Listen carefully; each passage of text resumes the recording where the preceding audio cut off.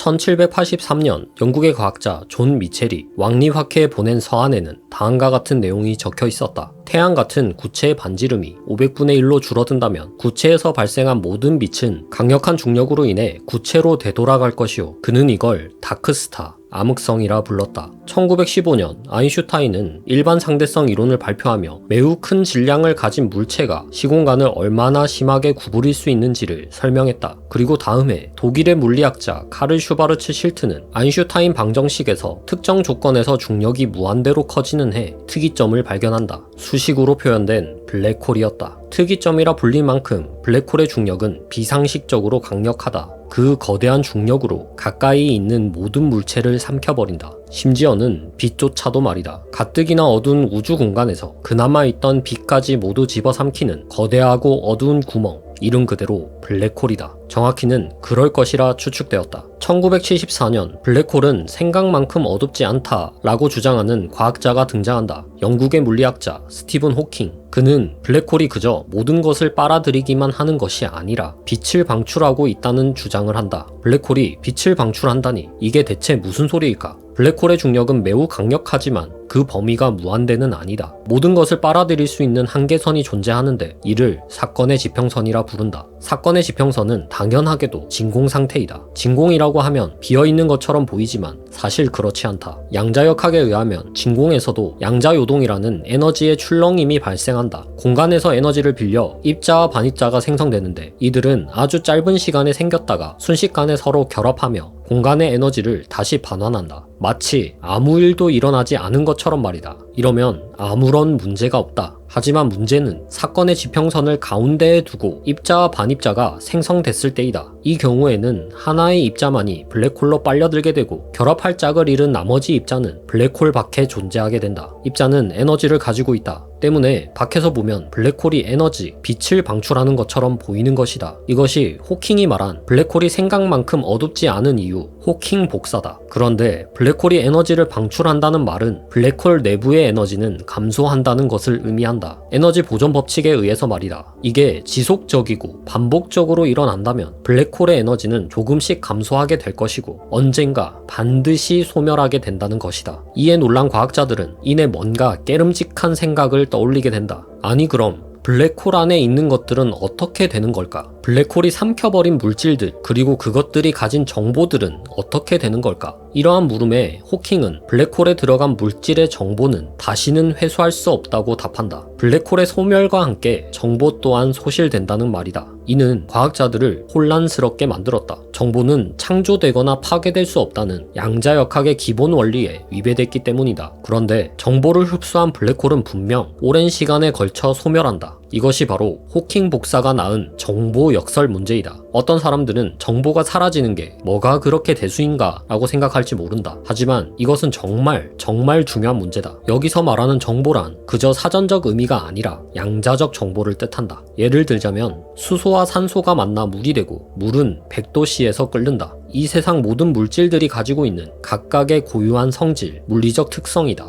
우리는 이것을 바탕으로 과학을 정립해왔다. 과학은 결정론이다. 과학은 우리로 하여금 과거를 상상하고 현재를 판단하고 미래를 예측할 수 있게 했다. 이 모든 것이 정보는 절대적으로 보존된다는 믿음 하에 세워진 금자탑이다. 하지만 블랙홀은 마치 정보를 제거하는 것처럼 보인다. 정말 그렇다면 블랙홀에서 과학 결정론이 무너진다면 다른 곳에서는 그러지 않을 거란 보장이 있는가? 당장 우리의 눈앞에서도 말이다. 과학자들은 그런 상황만은 어떻게든 피하고 싶을 것이다. 다행이라면 다행히도 2004년 이후 호킹은 정보가 사라질 수 있다는 자신의 주장을 철회한다. 대신 정보는 사라지지 않지만 다른 상태로 변형되어 현재 우리로서는 해석할 수 없게 되거나 다른 우주로 나오게 되어 우리가 접근할 수 없게 된다라는 가설을 제안한다. 이외에도 많은 가설들이 이와 비슷한 방향성을 가지고 있다. 정보 보존 법칙을 지키면서 양자역학을 포함한 과학의 결정론에 어느 정도 부합하기 때문이다. 아니 그럼 사라진 거나 마찬가지 아니야? 라고 생각할 수 있지만 그렇지 않다. 우리는 인생을 살며 다양한 경험을 한다. 그것들이 쌓여 지금의 우리가 만들어졌다고 해도 과언이 아닐 것이다. 선명했던 기억은 점차 희미해져간다. 어떤 기억은 마치 블랙홀이 정보를 흡수한 것처럼 아예 잊혀진 것처럼 느껴진다. 하지만 그 경험은 기억은 다양한 형태로 우리의 삶에 영향을 미친다. 과거, 현재, 미래로 이어지는 보이지 않는 연결고리를 형성하고 있다. 우리가 이 세상의 일부인 것처럼 블랙홀도 세상의 일부이기에 정보는 사라지지 않을 것이다. 어떠한 형태로든 분명 남아있을 것이다. 보이지 않는 연결고리가 이어져 있을 거니까.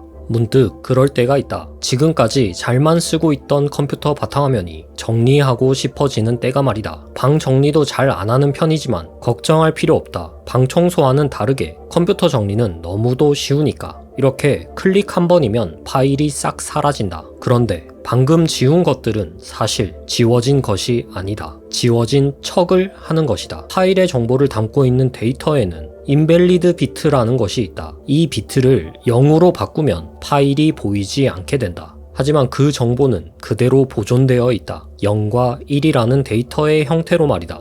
포렌식에서 활용하는 데이터 복구 기술은 이 원리를 역이용하는 것이다. 사라진 것처럼 보일 뿐 사라지지 않은 정보들. 우주에도 이와 유사한 일이 일어나는 곳이 있다. 우주에서 가장 미스테리한 천체, 블랙홀.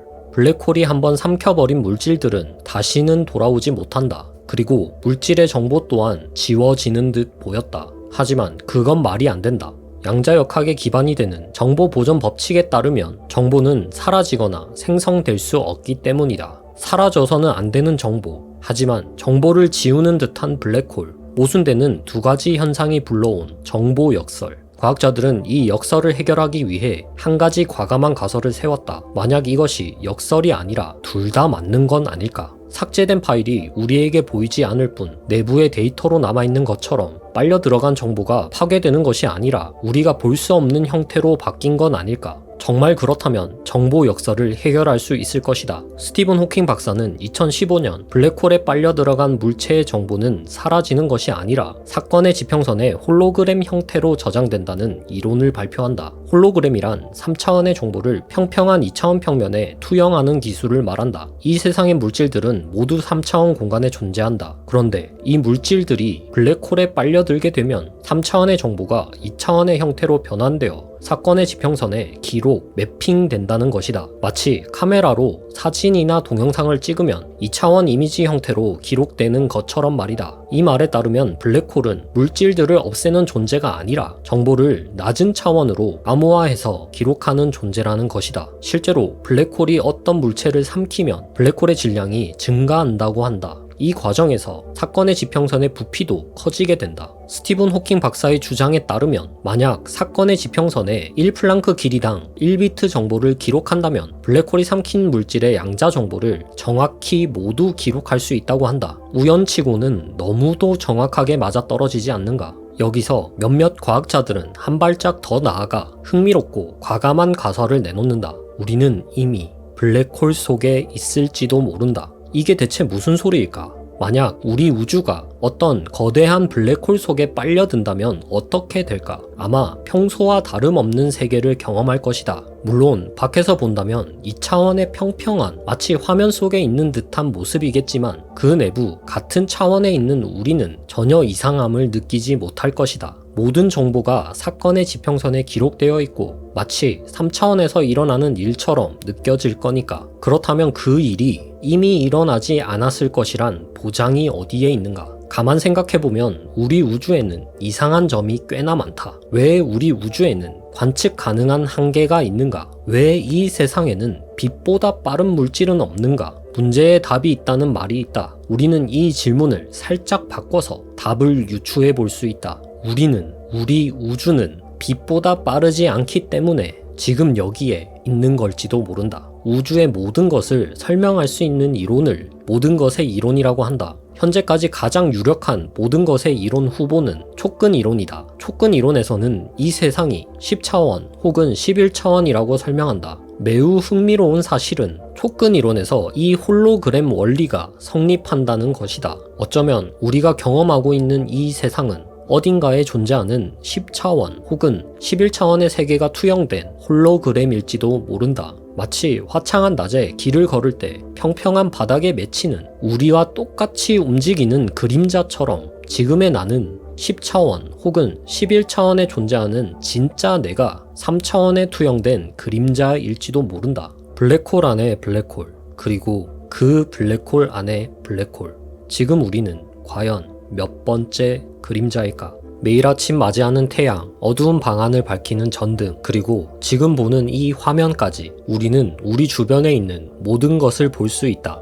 그곳에 빛이 있기 때문에. 엄밀히 말하자면 우리는 사물을 보는 것이 아니다. 사물에 맞고 반사된 빛을 보는 것이다. 반대로 말하자면 당연하게도 빛이 없다면 우리는 아무것도 볼 수 없을 것이다. 빛이란 게 도대체 무엇이길래 이렇게 세상을 가득 채우고 있는 걸까? 아니, 채우고 있긴 한 것일까? 빛도 물질이기는 한 것일까? 상식적으로 물질이라고 한다면 무언가가 있어야 하는데 빛은 그게 없다. 빛은 질량조차 없다. 눈에 보이지 않는 공기조차도 질량을 가지는데 말이다. 이러한 빛에 대한 궁금증은 아주 과거로부터 이어져 왔다. 유클리드와 프톨레마이오스 같은 고대 그리스 철학자들은 사람의 눈에서 광선이 나와 물체를 볼 수 있다고 생각했다. 아리스토텔레스는 빛은 태양이 유일한 원천이며 매질을 타고 전파되는 파동이라 생각했다. 17세기까지 빛의 본질에 대한 논쟁이 수차례 있었다. 그러던 중 한 과학자가 등장한다. 아이작 뉴턴. 뉴턴은 프리즘을 이용해 빛이 여러 개의 단색광으로 이루어진 복합광임을 알아냈다. 그리고 이것이 눈에 보이지 않는 아주 작은 입자라고 주장했다. 하지만 뉴턴의 입자설은 빛의 성질을 모두 설명하지 못했다. 빛에는 물결처럼 흐름이 존재하기 때문이다.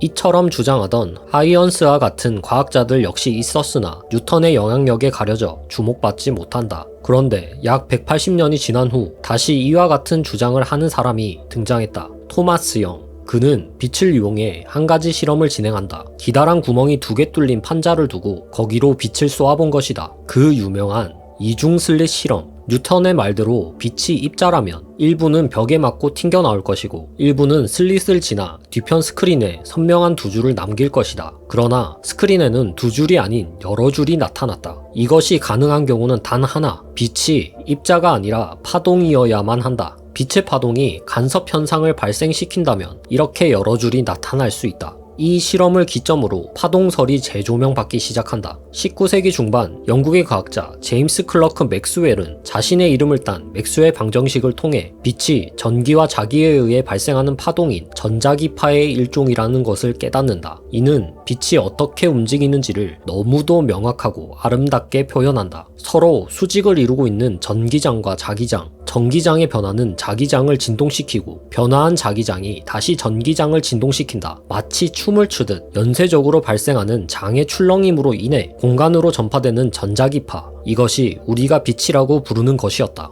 과학자들은 맥스웰 방정식을 두고 신의 설계도에서 빼낸 방정식이라고 부르기도 했다. 이렇게 빛은 파동이라는 것이 정설로 굳어질 때쯤 다시 한번 변화를 맞이한다. 알버트 아인슈타인. 1905년 발표된 아인슈타인의 광전 효과에 관한 논문은 빛의 성질에 대해서 다시 의문을 제기했다. 광전 효과란 금속 표면에 일정 진동수 이상의 빛을 비추었을 때 표면에서 전자가 튀어나오는 현상인데 이것은 빛이 파동이라면 설명할 수 없는 현상이었다. 아인슈타인은 이 역설적인 현상을 양자화된 빛 알갱이인 광자가 금속에 있는 전자와 충돌했기 때문이라는 빛의 입자성으로 완벽하게 설명해내게 된다. 이로써 빛은 파동인 동시에 물질과 상호작용을 할 땐 입자처럼 행동한다. 빛은 이중성을 가진다라는 결론을 이끌어내게 된다. 이는 어떠한 물체가 상반되는 2가지 성질을 동시에 가질 수 있다라는 패러다임의 전환을 불러왔다. 그리고 패러다임의 전환은 필연적으로 새로운 질문을 탄생시킨다. 빛뿐만 아니라 다른 물질도 입자 파동 이중성을 가지지 않을까? 물질파의 등장이다. 프랑스의 물리학자 루이 드 브로이의 논문에 따르면 모든 물질은 파동성과 입자성을 동시에 가질 수 있다. 여기서 말하는 모든 물질이란 우리와 같은 사람도 모두 포함된다. 그렇다면 우리도 파동일 수 있다는 것일까?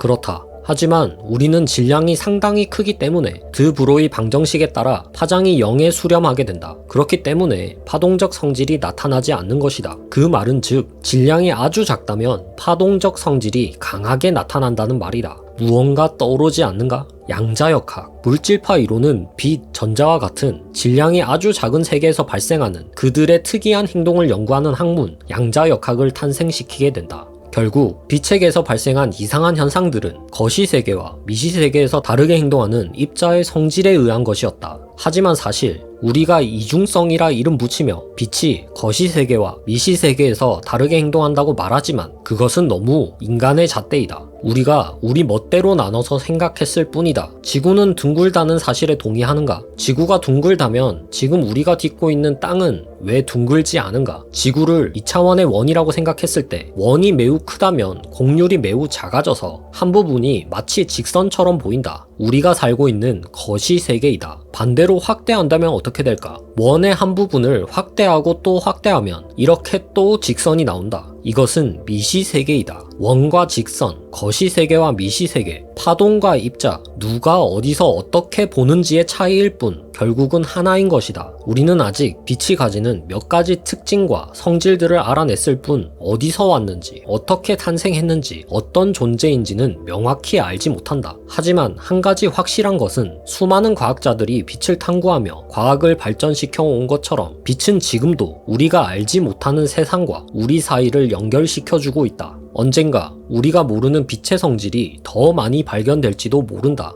그때가 되어도 너무 놀랄 필요는 없다. 그건 예나 지금이나 그저 빛이니까. 문득 밤하늘을 올려다본 적이 있다. 어딜 바라보나 박혀있는 수많은 별들, 그것들은 너무나 가까워 보여서 너무나 반짝거려서 마치 손만 뻗으면 닿을 듯 했다. 하지만 우리는 알고 있다. 저 별들과 우리 사이의 거리는 상상하기조차 힘들 만큼 멀다는 것을. 지구에서 가장 가까운 별 프록시마 센타우리까지의 거리는 약 4.24광년, 빛의 속도로도 4년 이상, 지금 인간이 가진 기술로는 수천 년, 아니 수만 년이 걸릴지도 모른다. 아무리 과학이 발전한다고 해도 우리는 이 빛의 속도를 뛰어넘을 수 없다. 그것이 이 우주의 법칙이기 때문이다. 그런데 우주는 이 와중에도 빛보다 빠른 속도로 팽창하고 있다. 해도 너무한 상황이다. 영겁의 시간이 흘러도 우리는 우주의 끝은커녕 그 일부의 일부조차 볼 수 없는 것일까? 1966년 방영된 SF 드라마 스타트렉, 과학소설을 원작으로 한 이 TV 시리즈의 세계관에서 인류는 빛보다 빠르게 이동할 수 있는 기술 워프 드라이브를 사용하고 있었다. 물론 그 당시에는 단순한 공상, 상상에 불과했지만 그 개념은 너무나 매력적이었고 사람들의 상상력을 자극하기에 충분했다. 우주를 자유롭게 항해할 수 있다니 얼마나 멋진 일인가. 인류 역사를 돌아보면 언제나 그 상상력이 새로운 기술을 싹 틔우는 씨앗이 되어 왔다. 워프 드라이브도 예외는 아니었다. 멕시코의 물리학자 미겔 알큐비에레, 어려서부터 스타트rek의 팬이었던 그는 워프 드라이브라는 이 매력적인 개념을 어떻게 하면 현실로 만들 수 있을까 고민했다. 1994년 알큐비에레는 이론적으로 빛보다 빠르게 이동할 수 있는 방법을 제안한다. 그 개념은 다소 충격적이었다. 우리는 흔히 무언가를 빠르게 이동시키려면 어떻게든 물체의 속도를 증가시켜야 한다고, 물체를 가속시켜야 한다고 생각해왔다. 하지만 그의 생각은 달랐다. 물체의 힘을 가하는 것이 아닌 물체 주위를 둘러싸고 있는 공간, 정확히 말하자면 시공간의 구조 그 자체를 인위적으로 조작하고 왜곡한다면 광속이라는 한계를 뛰어넘을 수 있다는 것이다.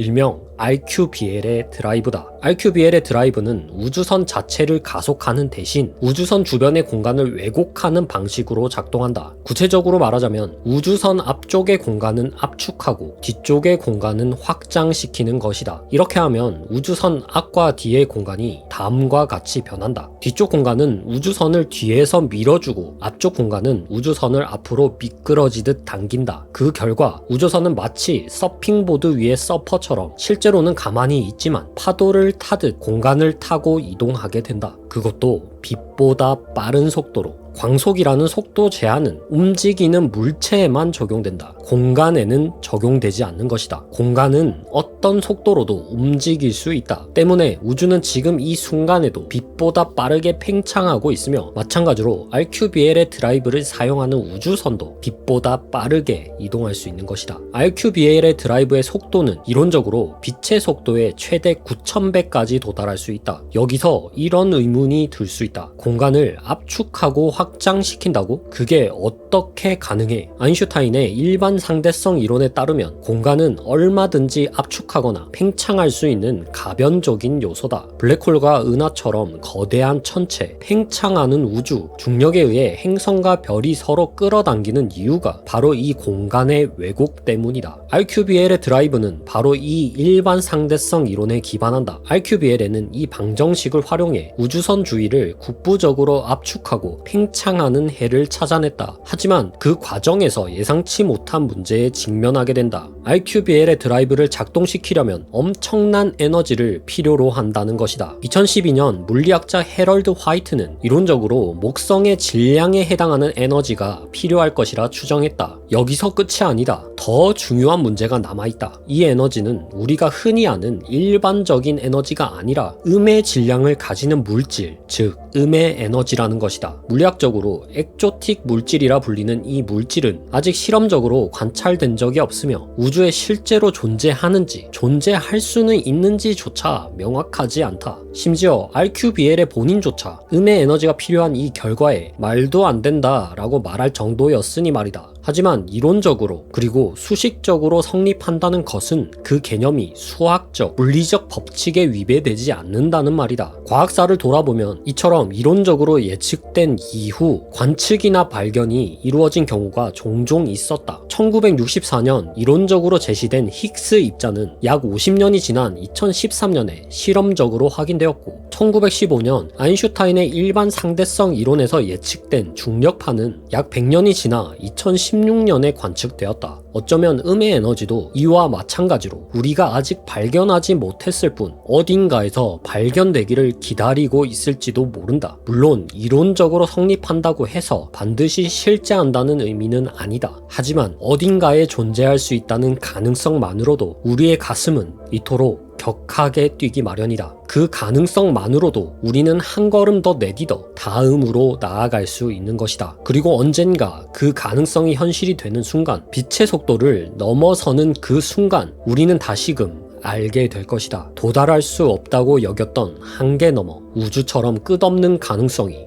우릴 기다리고 있었다는 것을. 그것은 어디에나 존재한다. 그러나 우리는 그것을 볼 수 없다. 아무도 그것의 흔적을 느끼지 못한다. 항상 우리를 스쳐 지나가는데도 말이다. 지금 이 순간에도 그것은 우리의 몸을 통과하고 있다. 아무 저항도 없이 마치 유령처럼. 우리가 그것을 느끼지 못하는 이유는 그것이 그 어떠한 물질과도 거의 상호작용하지 않기 때문이다. 분명 이 우주에 존재하지만 우리와는 결코 닿을 수 없는 입자. 과학자들은 이 미스터리한 입자를 유령 입자라고 부른다.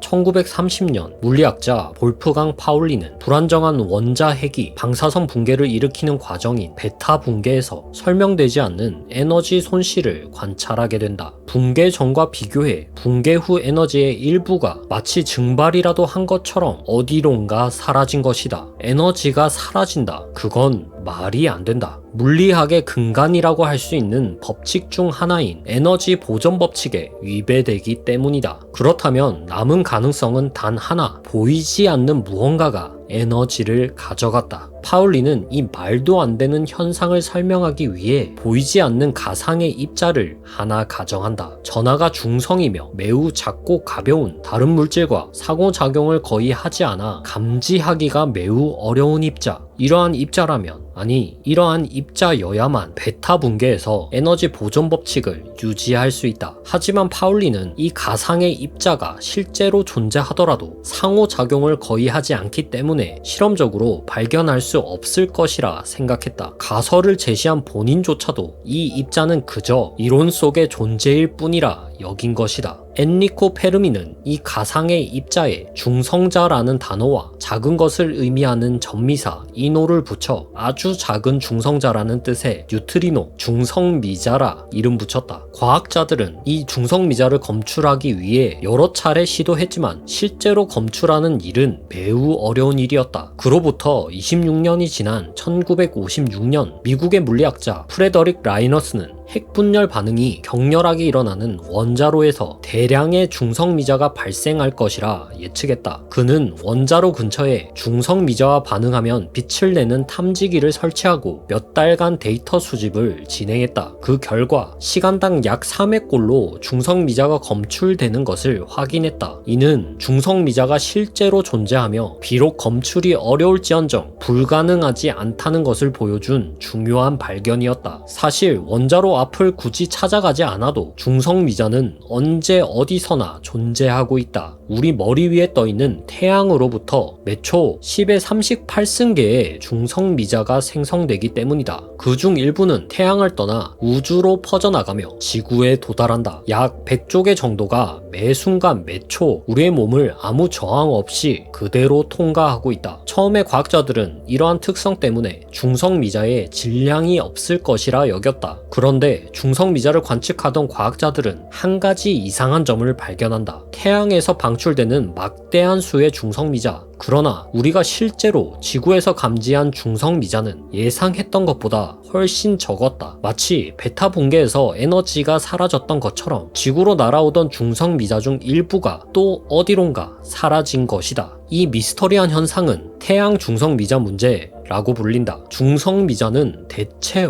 어디로 갔을까? 사실 중성미자는 사라진 것이 아니라 다른 형태로 변한 것이었다. 이 녀석은 한 가지 형태로만 존재하지 않았다. 과학자들은 중성미자가 세 가지 플레이버, 즉 전자, 뮤온, 타우 중성미자로 존재할 수 있다는 사실을 밝혀냈다. 우리가 지구에서 감지하려 했던 것은 전자 중성미자였지만 태양에서 지구로 오는 동안 이들은 다른 플레이버로 변환되고 있었던 것이다. 이러한 변환 현상을 중성미자 진동이라 부른다. 과학자들은 이 중성미자 진동을 통해 중성미자에게 질량이 있음을 깨달았다. 왜냐하면 입자가 형태를 바꾸기 위해서는 시간이 필요하다. 시간이 흘러야 한다는 것이다. 질량이 없는 입자는 광자와 마찬가지로 빛의 속도로 움직인다. 하지만 광속으로 이동하는 입자는 시간이 흐르지 않는다. 시간이 흐르려면 빛보다 느리게 움직여야만 한다. 중성미자가 빛처럼 질량이 없다면 형태 변환이 일어날 수 없다는 말이다. 이 발견은 중성미자에게 질량이 있다는 직접적인 증거였다. 하지만 중성미자의 정확한 질량은 여전히 알 수 없다. 왜냐하면 중성미자가 정확한 질량을 가질 때 그 플레이버는 양자역학적 불확정성 원리에 따라 혼합 상태로 존재하기 때문이다. 반대로 중성미자가 정확한 플레이버를 가질 때는 그 질량이 혼합된 상태가 되어 측정할 수 없게 된다. 중성미자의 질량과 중성미자 진동은 여전히 풀리지 않은 미스터리로 남아있다. 이를 설명하기 위해서는 새로운 물리학 이론이 필요할지도 모른다. 흥미로운 점은 그 새로운 물리학의 단서가 다름 아닌 중성미자일 수도 있다는 것이다. 중성미자는 우리가 아는 입자 중에서 광자 다음으로 가장 흔한 입자이다. 그런데 아이러니하게도 우주를 구성하는 네 가지 힘, 강력, 중력, 전자기력, 양력 가운데 가장 약한 두 가지 힘인 양력과 중력만이 작용하는 유일하고 특별한 입자이다. 그렇기에 다른 물질과 상호작용하지 않고 쉽게 모든 물질을 통과할 수 있었던 것이다. 그리고 우리는 이 작은 입자를 마침내 발견했다. 우주를 떠도는 보이지 않는 입자, 중성미자.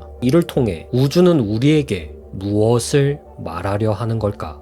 우주는 끝없이 펼쳐져 있다. 바라보고 있으면 모든 것이 고요하고 영원히 변하지 않을 것 같이 느껴진다. 한없이 안정적인 것처럼. 하지만 이 평온해 보이는 우주 속에 하나의 균열이 숨어 있다면 어떨까? 우리가 알고 있는 모든 우주를 뒤바꿀 만한 아주 위태로운 종말의 씨앗이. 이 모든 것은 힉스 입자라는 아주 작은 입자에서 시작된다. 1964년 물리학자 피터 힉스는 왜 어떤 입자는 질량을 가지고 어떤 입자는 질량이 없는지 의문을 품었다. 이 문제를 해결하기 위해 그는 힉스 메커니즘이라는 가설을 제시한다. 그 내용은 힉스장이라는 보이지 않는 장이 우주 전체에 퍼져 있다는 것이었다. 이 힉스장에서 움직이는 입자들은 마치 물속을 헤엄치듯 저항을 받게 되는데 이 저항이 바로 우리가 말하는 질량인 것이다. 힉스장으로부터 강한 저항을 받는 입자는 무거워지고 약한 저항을 받는 입자는 가벼워진다. 놀랍지 않은가? 우주의 절대적인 물리량이라 여겨졌던 질량이 사실은 상호작용에 따른 상대적인 결과물이라는 사실이 힉스장의 존재를 입증할 수 있는 증거가 바로 힉스 입자이다. 하지만 신의 입자라 불리던 힉스 입자는 수십 년간 그 모습을 드러내지 않았다. 그러던 2012년 과학자들은 마침내 이 신의 입자를 발견해낸다. 스위스에 위치한 입자물리 연구소 연구소 셀은 그곳에는 양성자를 빛에 가까운 속도로 가속시키는 세계 최대의 강입자 가속기 LHC가 있다. 과학자들은 이 LHC를 이용해 양성자들을 광속으로 충돌시켰고 그 결과 그동안 예측에만 머물렀던 힉스 입자를 검출하는 데 성공했다. 물론 힉스 입자는 충돌하는 찰나에만 나타나며 곧바로 쿼크나 렙톤 같은 다른 입자로 붕괴해버린다. 그렇지만 이 발견은 힉스 입자의 존재를 실제로 확인한 역사적인 순간이었다. 이 우주에는 정말로 힉스장이 존재하며 우주 전체에 펼쳐져 있다. 힉스장은 우주의 모든 입자들에게 질량을 부여한다. 물질이 우리가 아는 물질로서, 우주가 우리가 아는 우주로서, 그리고 우리 또한 우리로서 존재할 수 있게 해주는 가장 근원적인 역할을 하고 있는 것이다. 그런데 힉스장을 분석하던 과학자들은 뭔가 석연치 않은 부분을 발견한다. 우주 전체에 퍼져 있는 힉스장의 에너지 상태가 어딘가 조금 이상했던 것이다. 우주에 존재하는 모든 것은 안정적인 상태를 유지하거나 더 안정적인 상태를 찾으려는 성질이 있다. 여기서 말하는 안정적이라는 말은 포텐셜 에너지를 최소한으로 낮추는 상태를 의미한다. 예를 들어 잡아당긴 고무줄은 원래 길이로 돌아가려 하고 움직이는 물체는 점차 멈추려 하며 높이 있는 물체는 결국 바닥으로 떨어지려 한다. 왜냐하면 그것이 더 이상 변하지 않는 안정적인 상태이기 때문이다. 물리학에서는 이러한 가장 안정적인 상태를 바닥 상태 또는 진공이라 부른다. 그런데 과학자들의 측정에 따르면 지금의 힉스장이 진정한 안정 상태, 즉 진짜 진공이 아니라 일시적으로 안정되어 있는 가짜 진공에 있을 가능성이 있다는 것이다. 이 그래프는 힉스장이 얼마나 안정적인지를 예측한 것이다. 빨간색 영역에 위치하면 매우 불안정한 상태, 쉽게 붕괴될 수 있는 상황을 의미한다. 반면 초록색 영역은 진정한 안정 상태, 흔히 말하는 바닥 상태, 진공에 있다는 것을 뜻한다. 하지만 우리의 우주는 이 초록색 영역이 아닌 노란색 영역에 위치해 있다. 노란색은 메타 안정 상태를 나타내며 이 상태는 일시적으로 안정되어 있지만 더 낮은 바닥이 존재하는 약간 들떠있는 상태라는 뜻이다. 간단한 포텐셜 에너지 그래프를 생각해보자. 공을 가장자리에 놓으면 어떻게 될까? 놓는 순간 구덩이 속으로 굴러떨어질 것이다. 이 상태가 바로 앞서 말한 빨간색 언스테이블한 영역이다. 공이 굴러떨어져 이리저리 흔들리다가 결국 멈추면 그것이 바로 초록색 스테이블 영역이 된다. 하지만 우리 우주의 포텐셜 에너지 그래프는 이와 조금 다르다. 공이 가장 아래까지 굴러떨어진 게 아니라 중간에 있는 작은 구덩이에 갇혀 잠시 머물러 있는 상태, 진짜가 아닌 바로 가짜 진공에 있다는 것이다. 지금 우리 우주보다 더 낮은 에너지 상태, 진짜 진공이 어딘가에 존재한다는 뜻이다. 과학자들은 혹시 오류가 있는 게 아닐까 의심하며 수차례 반복 측정을 진행했다. 그러나 측정이 정밀해질수록 오히려 확신만 더해지고 있다. 우리 우주는 아무래도 정말로 그런 상태에 놓여 있는 것이다. 지금 당장은 가짜 진공 상태를 만든 이 에너지 장벽으로 인해 안정적인 상태를 유지하고 있다. 하지만 만약 어떤 트리거로 인해 힉스장에 충분한 에너지가 가해져 그 에너지 장벽을 뛰어넘게 된다면 과연 무슨 일이 일어날까? 힉스장은 우주의 모든 입자들에게 질량을 부여한다고 했다. 만약 이 에너지 상태가 변한다면 질량을 부여하는 기준과 법칙도 함께 바뀌게 된다. 그렇게 되면 우리가 알고 있던 입자, 물질들의 물리량이 급격하게 변하면서 지금의 물질은 완전히 다른 물질로, 우주는 완전히 새로운 우주로 변하게 된다. 그렇게 완전히 새로운 물리 법칙이 작용하는 전혀 다른 세계가 탄생하게 되는 것이다. 한 점에서 시작된 진공 붕괴는 마치 끓어오르는 물에 생기는 거품처럼 진공 거품을 만들며 우주 전역으로 번져 나가게 된다. 빛보다 빠른 속도로 우주를 완전히 리셋시켜 버리는 것이다. 물론 가짜 진공을 벗어나기 위해 필요한 에너지는 엄청나게 크다. 웬만한 에너지로는 흔들림조차 없을 것이다. 하지만 문제는 힉스장이 양자의 영역에 있다는 것이다. 양자의 세계에서는 충분한 에너지를 가지고 있지 않아도 에너지 장벽을 확률적으로 통과해버리는 양자 터널링 현상이 존재한다. 장벽을 뛰어넘는 것이 아니라 뚫고 지나가는 것이다. 과학자들의 계산에 따르면 그런 일이 일어날 확률은 매우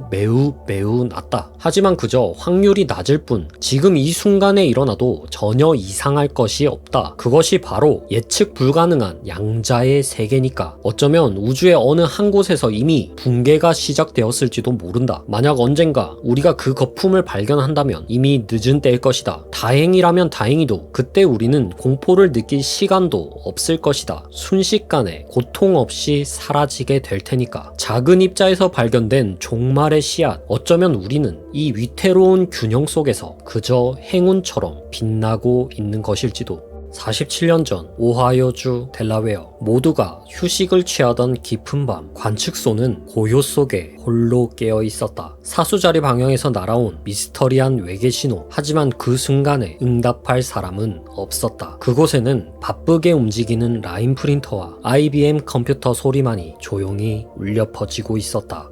미국 오하이오주 델라웨어에는 빅이어라 불리는 거대한 전파 망원경이 자리하고 있었다. 빅이어 망원경은 1963년부터 시작된 외계 신호 탐색 계획 세티 프로젝트의 일환으로 사용되었다. 하지만 10년이 넘는 세월 동안 작은 노이즈와 비슷한 잡음들을 제외하면 이렇다 할 신호를 찾지 못하고 있었다. 우주는 기묘하리만큼 광대하고 때론 소름 끼칠 정도로 텅 비어 있었으니까. 그러던 1977년 8월 15일 우주에서 날아온 정체불명의 전파 신호가 포착되었다. 그것은 평소 우주에서 측정되던 일반적인 전파 소음과는 달랐다. 일반적으로 우주에서 날아오는 전파는 세기가 매우 약하고 무작위적인 패턴을 보인다. 마치 백색 소음처럼 말이다. 하지만 이 신호는 달랐다. 매우 강력하고 규칙적이었으며 그 지속 시간 또한 길었다. 최초 발견자였던 천문학자 제리 에머는 평소처럼 관측 데이터 인쇄물을 살펴보던 중 1과 2처럼 낮은 숫자로 기록된 노이즈 같은 신호들 사이에서 연속된 문자열을 발견한다. 그는 지금까지 본 적 없던 엄청난 강도의 전파 신호가 측정되었음을 깨닫고 본능적으로 이 문자열을 동그라미 치며 와우라는 역사적인 낙서를 남긴다. 그렇게 이 신호는 와우 신호로 불리게 된다. 앞서 언급한 것처럼 와우 신호는 매우 이질적인 전파다. 그 전파의 세기는 그 어떤 우주 배경소음보다 30배 이상 더 강력했다. 게다가 순간적으로 나타난 것도 아니고 무려 72초 동안 그 강도로 지속적으로 수신되었다는 것이다. 세기뿐만이 아니다. 신호의 패턴 역시 이상할 정도로 매우 일정했다. 강도가 서서히 상승하여 정점에 도달한 뒤 부드럽게 사라지는 모습이다. 이건 우주 방사선에서 예상할 수 있는 불규칙한 변동이 아니다. 매우 안정적인 패턴의 신호였다. 이러한 신호는 우주에서는 거의 찾기 힘들다. 하지만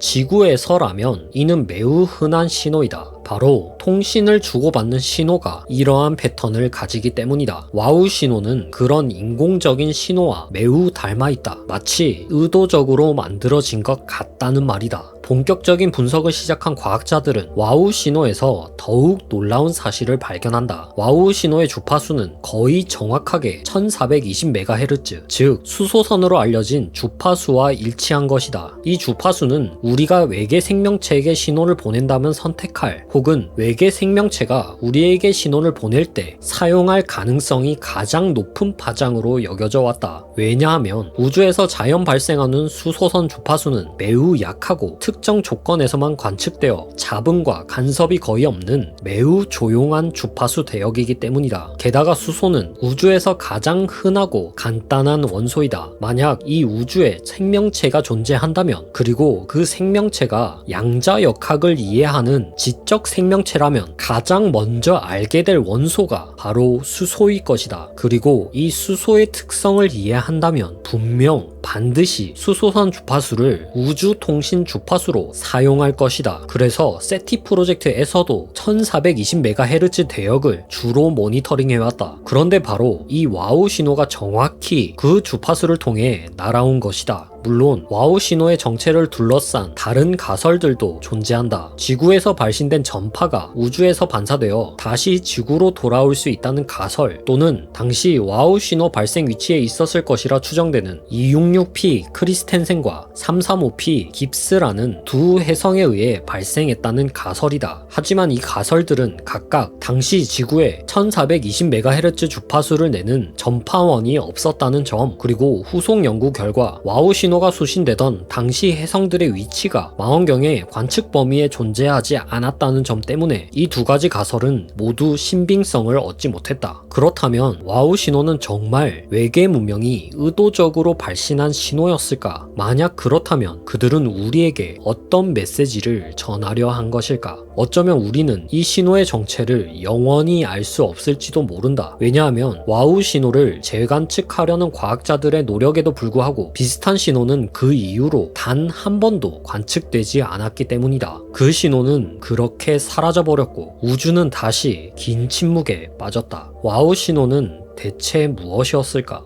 그리고 왜 단 한 번만 들렸던 것일까? 우리는 지금도 다시 들려올 신호를 기다리며 우주를 향해 귀를 기울이고 있다. 언젠가 그 신호가 다시 들려온다면 그땐 우린 그 신호에 답할 준비가 되어 있을까? 아침에 일어나면 따뜻한 커피 한 잔을 내린다. 평소와 같이 커피를 마시던 중 문득 이런 생각이 들었다. 이 따뜻한 커피는 왜 이렇게 맛있을까? 사실 여기엔 엄청난 법칙이 숨어있다. 우리가 볼 수 있는 모든 것들과 눈에 보이지 않는 미시세계, 더 나아가 생명은 물론 시간까지 모두 이 법칙의 영향을 받는다. 물리학에서 가장 난해하면서도 가장 중요한 개념 중 하나, 바로 엔트로피. 엔트로피는 항상 증가한다라는 말은 한 번쯤 들어봤을 것이다. 이게 무슨 의미일까? 엔트로피는 흔히 무질서도라고 불린다. 무질서한 상태의 척도이자 이는 시간이 지나며 점점 증가하는 물리량이다. 하지만 여전히 모호하게 느껴질 것이다. 그렇다면 이건 어떤가? 열은 높은 곳에서 낮은 곳으로 이동한다. 뜨거운 커피는 점차 식어가고 아이스 커피의 얼음은 점차 녹는다. 당연해 보이는 이 원리가 바로 연력학 제2법칙, 엔트로피의 법칙이다. 열은 항상 엔트로피가 증가하는 방향으로 흐른다. 열이란 곧 에너지다. 열이 이동한다는 것은 에너지가 이동한다는 뜻이며 모여있던 에너지가 흩어진다는 말이다. 무질서함이 증가한다는 것, 열이 이동한다는 것, 그 모든 과정이 가리키는 것의 의미는 에너지는 점점 퍼져나간다는 것이다. 19세기 독일의 물리학자 루돌프 클라우지우스는 이 연력학 제2법칙을 정립하며 에너지는 항상 퍼져나가며 점점 사용하기 어려운 상태로 변한다고 설명했다. 예를 들어 자동차 엔진은 연료를 사용해 움직이는데 이 과정에서 사용된 에너지는 대부분 열로 빠져나가 다시 사용하기 어려운 에너지가 되어버린다. 클라우지우스는 이를 엔트로피가 증가한다라는 수학적 개념으로 정의했다. 이것이 바로 과학에서 말하는 엔트로피는 점점 증가한다는 말의 의미이다. 물론 연력학 제1법칙인 에너지 보존 법칙에 따라 고립계 내에서 에너지의 총량은 일정하다. 하지만 엔진에서 배출된 열 에너지는 다시 연료로 변하지 않는다. 열이 낮은 곳에서 높은 곳으로 흐르지 않는 것처럼 말이다. 그것이 엔트로피가 증가하는 방향이기 때문이다. 그렇다면 왜 모든 것은 엔트로피를 증가시키는 방향으로 움직일까? 오스트리아의 물리학자 루트비히 볼츠만은 세상에 일어나는 모든 일이 미시세계 입자들의 무작위적 운동에 의해 발생한다고 해석했다. 엔트로피는 본질적으로 확률에 따라 일어나는 현상이라는 것이다. 예를 들어 8개의 원자로 이루어진 막대가 2개 있다고 가정해보자. 왼쪽 막대는 열 에너지 입자가 7개, 오른쪽 막대는 3개로 왼쪽이 더 뜨거운 상태다. 일반적으로 생각하면 왼쪽에서 오른쪽으로 열 에너지 입자가 2개 이동해 열적 평형을 맞출 것이다. 하지만 볼츠만의 설명에 따르면 총 10개의 열 에너지 입자는 16개의 원자 사이를 무작위로 이동한다. 이렇게 되면 순간적으로 열이 낮은 곳에서 높은 곳으로 이동하는 경우도 발생한다.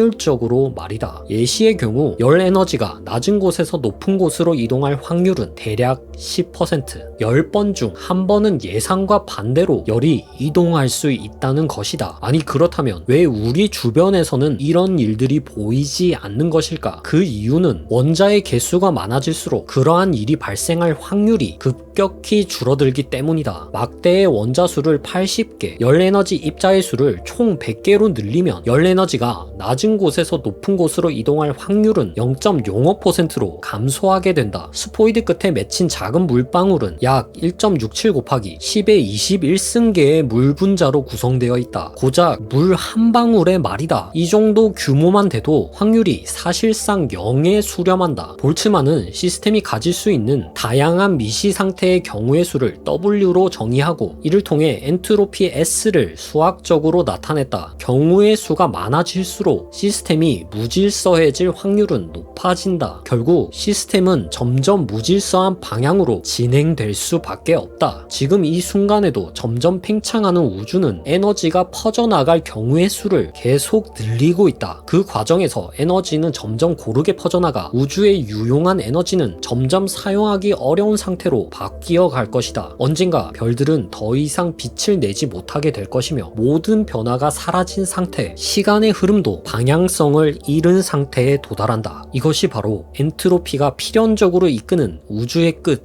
열적 죽음이다. 이 거대한 엔트로피의 흐름 속에서 우리라는 작은 존재는 어떤 의미를 가지는가? 모든 생명은 엔트로피의 법칙에 저항하는 듯 보인다. 생명체는 끊임없이 유용한 에너지를 받아들이며 자신의 구조와 질서를 유지하려 한다. 물론 그 과정에서 전체 시스템의 엔트로피는 여지없이 증가한다. 하지만 이 거대한 무질서의 흐름 속에서도 끊임없이 질서를 만들어내는 존재, 그것이 바로 생명이다. 흥미로운 점은 엔트로피가 극도로 낮은 상태든 극도로 높은 상태든 모두 복잡성이 낮다는 것이다. 복잡한 경우의 수가 발생하고 다양한 일이 일어나는 것은 오로지 중간 지점에 있을 때뿐이다. 그리고 그 복잡한 중간 단계에서만 일어나는 현상이 바로 생명인 것이다. 마치 지금 이 따뜻한 커피 한 잔처럼 말이다. 이 커피가 유독 맛있는 이유는 질서와 무질서 사이 그 중간 지점에 있기 때문일 것이다. 그러니 우리가 할 수 있는 일은 이 따뜻한 커피가 식기 전에 맛있게 마시는 것이 아닐까.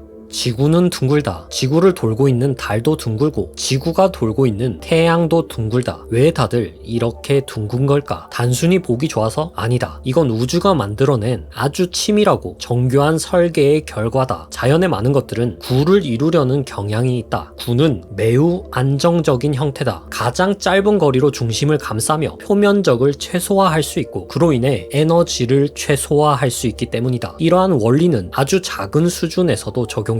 원자, 그리고 그보다 더 작은 전자에서도 말이다. 전자는 놀랍게도 거의 완벽한 구를 이루고 있다. 과학자들이 수십 년간 정밀하게 측정한 결과 전자가 구형에서 벗어난 정도는 아무리 크게 잡아도 10의 마이너스 28승 센티미터 이하. 이게 어느 정도냐면 전자를 지구 크기로 확대했을 때 가장 높은 곳과 낮은 곳의 차이가 머리카락 두께의 수천 분의 1도 안 될 정도다. 그야말로 신의 경지에 가까운 완벽함이다. 물론 모두가 이렇게 완벽한 구를 이루지는 못한다. 우주에서 바라본 지구는 둥글지만 완벽하게 둥글지는 않다. 사실 조금 찌그러져 있다. 지구의 적도 반지름은 6378km, 극지방 반지름은 6357km로 두 반지름의 차이는 21km 정도다. 이런 찌그러짐의 정도를 나타내는 수치를 편평률이라고 하는데 지구의 편평률은 0.00335, 거의 둥글지만 약간 납작한 타원형이라는 뜻이다. 왜 그럴까? 지구는 하루에 한 번씩 자전하면서 자전축을 중심으로 원심력이 발생하는데 이 원심력이 적도 부분을 살짝 부풀리기 때문이다. 지구의 자전 속도는 약 1674km/h, 음속의 1.4배에 달한다. 이 속도로 자전하면서 적도 지역은 바깥으로 밀려 올라오고 극지방은 상대적으로 눌리면서 미묘하게 찌그러진 타원체가 되는 것이다. 대부분의 행성들은 자전의 영향을 받아 자세히 보면 찌그러진 타원형을 이루고 있다. 그런데 우주에는 극단적으로 찌그러진 형태를 가진 행성도 존재한다. 바로 와스프 103b. 지구에서 약 1800광년 떨어진 헤라클레스 자리에 위치한 이 행성은 마치 럭비공처럼 길쭉하게 늘어나 있다. 와스프 103b의 지름은 19만 km,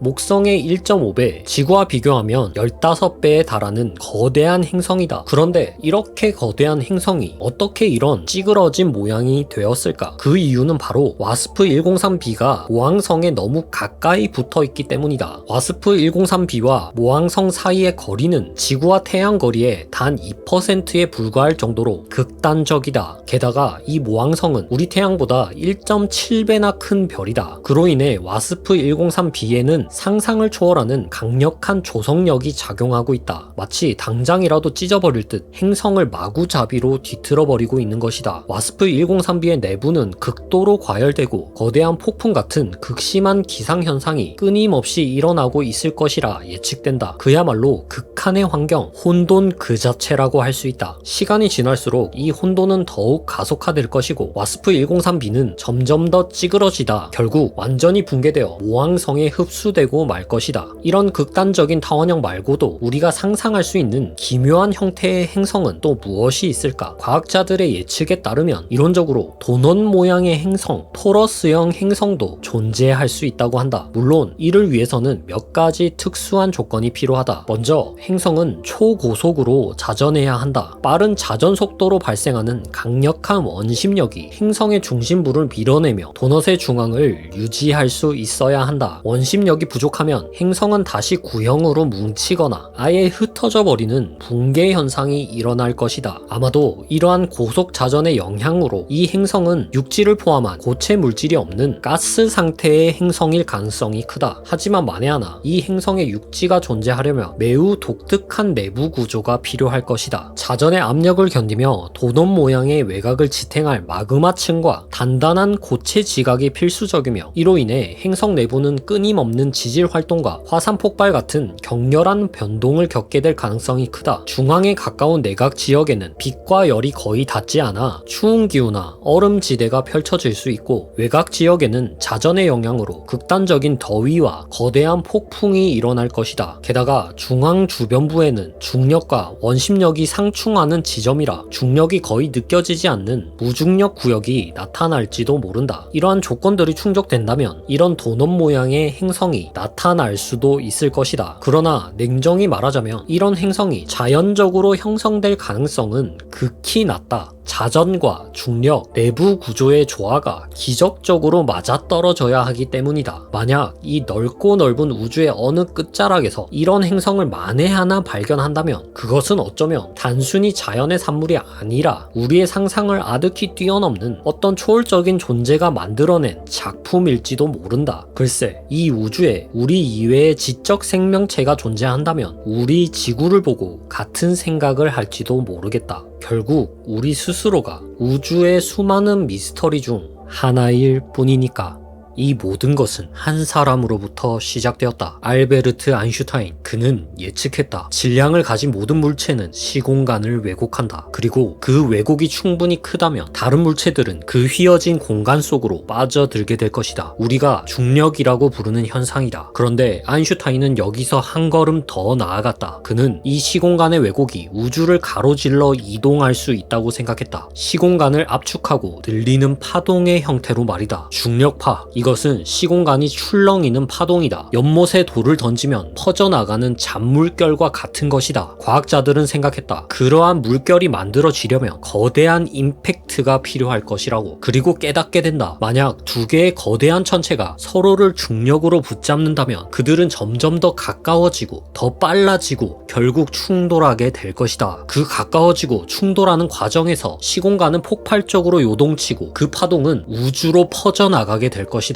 그런데 그걸 어떻게 알 수 있다는 말인가? 중력파가 실제로 존재한다고 한들 우주를 가로지르는 동안 점점 약해질 것이다. 중력은 자연에서 가장 약한 힘이다. 강한 핵력을 1이라고 했을 때 중력은 10의 마이너스 38승보다도 작다. 아인슈타인 본인조차도 말했다. 그것을 감지하는 것은 불가능할 것이다. 볼 수도 느낄 수도 없는 이 유령 같은 존재는 오래도록 의심과 논쟁의 대상이었다. 하지만 과학자들은 포기하지 않았다. 모든 수식이, 모든 논리가 그것이 존재한다고 가리키고 있었기 때문이다. 1984년 미국의 물리학자 라이너 와이스와 킵소는 이론적으로 중력파가 실제로 검출 가능하다는 것과 레이저 간섭계를 이용한 중력파 검출 아이디어를 제안한다. 문제는 그것을 구현하기 위한 막대한 비용 대비 낮은 성공 가능성이었다. 수십억 달러의 예산이 투입된 위험한 도박. 하지만 만약 성공한다면 역사에 남을 위대한 발견이 될 것이었다. 미국 국립과학재단은 고심 끝에 초대형 중력파 검출 계획 라이고 프로젝트를 승인한다. 라이고는 개념적으로는 매우 단순하다. 레이저를 두 개의 동일한 길이에 직교하는 진공 터널을 향해 발사한다. 양 끝에는 거울이 있고 레이저는 거울에 반사되어 다시 돌아온다. 돌아온 두 레이저는 원점에서 만나 완전히 상쇄된다. 따라서 탐지기에는 아무 신호도 남지 않게 되는 것이다. 하지만 이 과정에 중력파가 개입된다면 중력파는 두 레이저가 이동하는 거리를 아주 미세하게 왜곡시킨다. 그로 인해 두 레이저가 서로 정확히 상쇄되지 않는다. 중력파가 검출되는 순간인 것이다. 매우 간단한 일처럼 들린다. 하지만 그 미세함은 우리의 상상을 아득히 초월한다. 중력파는 시공간을 10의-21제곱만큼 변형시킨다. 이는 지구에서 4.37광년 떨어진 알파 센타우리까지의 거리를 측정하고 이 거리가 머리카락 한 올 두께만큼 변했을 때 이를 감지하려는 것과 같다. 게다가 측정을 방해하는 수많은 노이즈들이 존재한다. 때문에 그들은 동일한 시설을 서로 다른 두 지역에 설치했다. 워싱턴주 햄퍼드, 루이지애나주 리빙스턴. 만약 중력파가 실제로 감지된다면 두 개의 라이고에서 동일한 신호가 동시에 포착되어야 한다. 그렇게 가동된 라이고는 2002년부터 2010년까지 약 8년간 아무것도 검출하지 못했다. 절망적인 상황에서도 그들은 다시 한번 민감도와 정밀도 향상을 위해 5년이란 긴 시간과 비용을 투자했다. 진보된 라이고는 기존에 비해 약 4배의 감도를 가지고 관측을 시작했다. 그리고 2015년 라이고는 드디어 역사상 최초로 중력파 검출에 성공한다. 무려 13억 년 전 머나먼 은하에 있는 두 블랙홀이 충돌하며 발생한 중력파였다. 단 0.2초간 지속된 파동. 우리가 이 파동을 감지하기 위해 걸린 100년이란 시간에 비하면 터무니없이 짧고 허무할 수도 있다. 하지만 이 0.2초에는 많은 것이 담겨있다. 우리는 지금까지 우주를 빛으로 관측해왔다. 그렇기에 우리가 볼 수 있는 우주는 관측 가능한 우주 빅뱅이 발생한 약 38만 년 이후부터였다. 하지만 중력파를 통해 우리는 우주를 보는 것이 아닌 들을 수 있게 되었다. 너무 약하디 약한 중력의 특성 때문에 중력파를 검출하기 힘들었지만 오히려 그 특성 덕분에 아주 먼 과거의 우주에서 발생한 중력파도 방해받지 않고 그대로 지구로 전달될 수 있다. 이론적으로 빅뱅이 발생한 지 10의-32승초 이후에 생성된 원시 중력파가 남아있을 수 있다. 우리는 지금으로부터 더 먼 과거의 우주에서 무슨 일이 있었는지 들을 수 있게 된 것이다. 100년 전 아인슈타인은 예측했다. 시공간은 떨릴 것이라고. 그리고 100년이 지난 지금 우리들의 가슴 또한 떨리고 있다.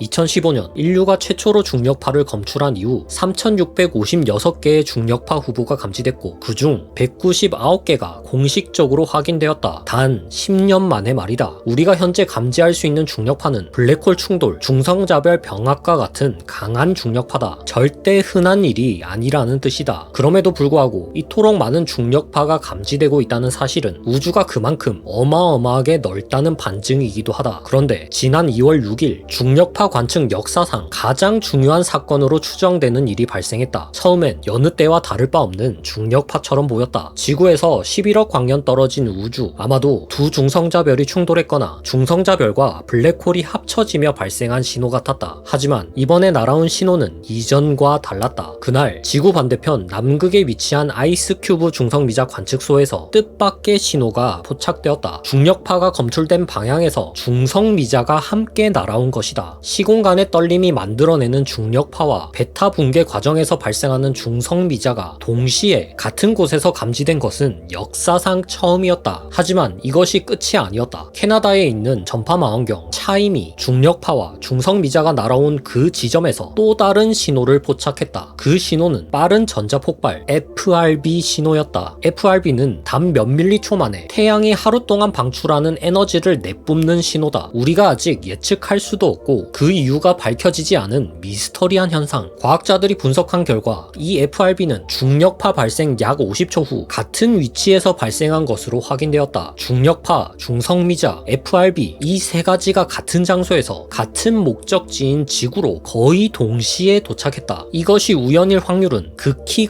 낮다. 다시 말해 이 모든 것은 하나의 사건에서 비롯되었다는 뜻이다. 그렇다면 그곳에서는 대체 무슨 일이 벌어진 것일까? 과거에도 이와 비슷한 사건이 있었다. 2017년 8월 두 개의 중성자별이 충돌하며 발생한 킬로노바. 그때 중력파가 검출되고 1.7초 뒤 같은 방향에서 감마선이 함께 검출되었다. 이 사건은 천문학과 중력파 연구에 있어 전환점이 되었다. 그 전까지 이론으로만 존재하던 중성자별 충돌이 실제로 확인되었을 뿐만 아니라 금, 백금, 우라늄 같은 무거운 원소들이 우주에서 어떻게 만들어지는지에 대한 결정적 단서를 제공했기 때문이다. 하지만 가장 중요한 중요한 것은 중력파와 감마선이 1.7초 차이로 도착했다는 점이었다. 이는 두 신호의 발생 시점이 다르다는 것을 의미한다. 중력파는 두 중성자별이 충돌하기 직전부터 방출되며 충돌 순간 가장 강한 신호를 내뿜는다. 반면 감마선은 충돌 즉시 방출되지 않는다. 상대론적 제트라 불리는 플라즈마 분출 현상이 발생하며 방출된다. 과학자들에 따르면 이 과정은 약 1에서 2초 정도 걸린다. 다시 말해 발생 시점 차이와 1억 4천만 광년이라는 이동거리를 생각하면 중력파와 감마선의 이동 속도는 사실상 거의 같다는 것이다. 일반 상대성 이론에 의해 중력파와 빛은 둘 다 광속이어야 한다는 아인슈타인의 예측이 입증된 것이다. 이처럼 두 개 이상의 신호를 함께 감지하면 우리는 훨씬 더 깊이 있는 분석을 할 수 있다. 이를 멀티 메신저 관측이라고 부른다. 그리고 지난 2월 우리는 다시 한번 멀티 메신저 관측을 해냈다. 이번에는 무려 3개의 신호가 동시에 관측되었다. 중력파, 중성미자, 그리고 FRB. 현재로서는 정확히 어떤 천체들이 충돌했는지 알 수 없다. 하지만 가장 유력한 가능성은 마그네타의 충돌이다. 마그네타는 극도로 강한 자기장을 가진 중성자별이다. 2020년 우리 은하의 한 마그네타에서 FRB와 매우 유사한 신호가 검출된 적이 있다. 물론 그 메커니즘은 여전히 확실치 않다. 현재 제기되는 가설은 마그네타의 자기장이 붕괴하며 방출된다는 자기장 재배열, 마그네타의 강력한 자기력이 표면층을 찢어버리며 전파가 발생한다는 스타케이크 등이 있다. 과학자들은 이번 사건에서 검출된 FRB가 마그네타와 블랙홀의 충돌로 인해 발생한 것이 아닐까 추측하고 있다. 정확한 원인을 밝혀내기 위해서는 더 많은 연구가 필요하다. 그럼에도 불구하고 우리가 주목해야 할 점은 따로 있다. 1900년대 초 중력파가 예측되었고 2015년 처음으로 그것을 검출했다. 그리고 단 10년 만에 우리는 수많은 중력파뿐만 아니라 차츰 멀티 메신저 관측을 해내고 있다. 우리는 이런 사건들을, 이런 신호들을 점점 더 많이 발견하게 될 것이다. 그리고 그 속에 숨어있는 우주의 법칙과 원리에 점점 더 다가가게 될 것이다.